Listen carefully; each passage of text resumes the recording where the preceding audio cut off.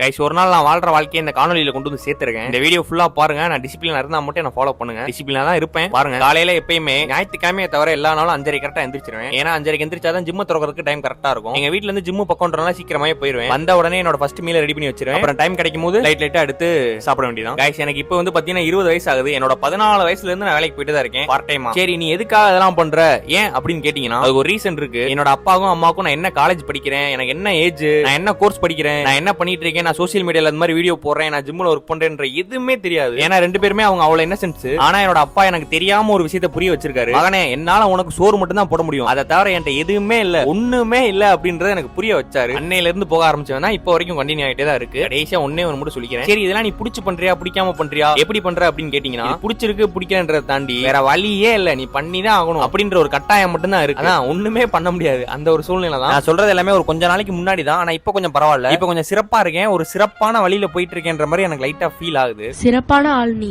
So அவ்வளவுதான் guys. ஜிம்ல அனைத்து வேலையும் முடிச்சிட்டு கடைசியா நம்ம பார்ட்னர் கூட சேர்ந்து ஒரு கோட்டையும் போட்டு முடிச்சிட்டு வர வல்ல சிக்கனை வாங்கிட்டு அதை சமைச்சு 2வது மீலையும் எடுத்துட்டு 3வது மீல காலேஜுக்கு கொண்டு போயிருவேன். காலேஜுக்கும் போயிட்டு கிளாஸுக்கும் போயிட்டு இன்டர்வல் டைம்ல கேண்டீன் போய் ஒரு டீ குடிச்சிட்டு அப்படியே வீட்டுக்கு திருச்சிடுறதா. வீட்டுக்கு வந்ததுக்கு அப்புறம் தான் ஒரு பெரிய வேலையே இருக்கு. வந்த உடனே போனுக்கு சார்ஜர் போட்டு கண்டென்ட் உட்காந்து நோட்ல எழுதிட்டு வாய்ஸ் ஓவர் கொடுத்துட்டு இருக்கேன். வீடியோ போறதுக்கு 9 மணி ஆயிரும். அவ்வளவுதான். காலையில 5:30 இருந்து 9 வரைக்கும் இப்படிதான் ஓடும். அப்புறம் நைட் ஒரு மீல் எடுத்துட்டு சாப்பிட்டு தூங்கிறது, மறுபடியும் காலையில 5:30 எந்திரிக்கிறது. ஒரு நாள் என்னோட வாழ்க்கையை இந்த காணொலியில கொடுத்தாச்சு. பை கைஸ், அடுத்த வீடியோ சந்திப்போம்.